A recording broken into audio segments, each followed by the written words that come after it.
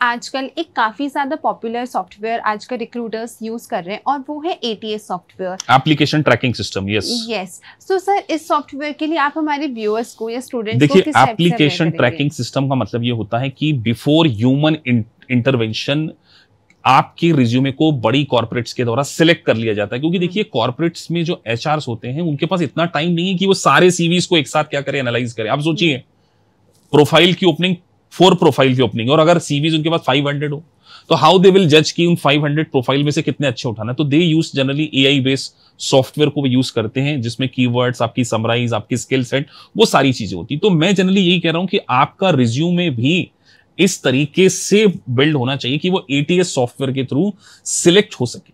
अगर आपका रिज्यूमे ही सिलेक्ट नहीं होगा, आपको इंटरव्यू कॉल ही नहीं आएंगे, तो फिर आप अपने टैलेंट को कैसे प्रूव करोगे। तो ये सारी चीजें एक बहुत इंपॉर्टेंट स्किल होती है। इसलिए मैं कहूंगा कि after getting of a diploma of IFRS, once you get the IFRS certification, आपको आपकी स्किल सेट को मेंशन करना पड़ेगा लिंक्डइन प्रोफाइल पे।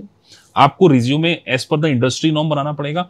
और आप यहां तक मत रुकिए, आप बहुत सारी केस स्टडीज को सर्च कीजिए, केस स्टडीज को रिजॉल्व कीजिए। बिकॉज देखिए, professional development is not an one day job. अब जैसे मैं चार्टर्ड अकाउंटेंट हूं, मैंने CP की एग्जाम पास की, तो क्या मेरी लर्निंग खत्म हो जाती है? क्या मैं आज रिसर्च नहीं कर रहा हूँ? डेफिनेटली आपको कंसिस्टेंटली क्या करना चाहिए, रिसर्च करना चाहिए। तो मैं यही यूजर्स को कहने चाह रहा हूं कि IFRS बेसिकली एक ग्लोबल स्टैंडर्ड है।